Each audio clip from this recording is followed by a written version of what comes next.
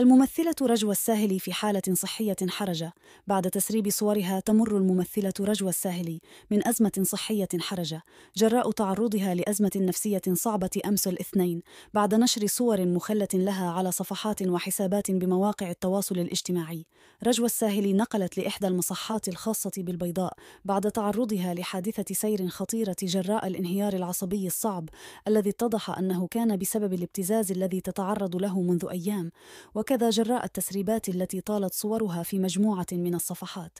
من جانبها أكدت صديقة رجوى الساهلي أن الأخيرة تعاني من انهيار عصبي حاد جراء الصور والفيديوهات المسربة لها والتي توصلت بها خلال الأيام الماضية، حيث حاولت تجاوز الأمر لأزيد من مرة، إلا أنها فقدت السيطرة أمس بسبب ما عاشته.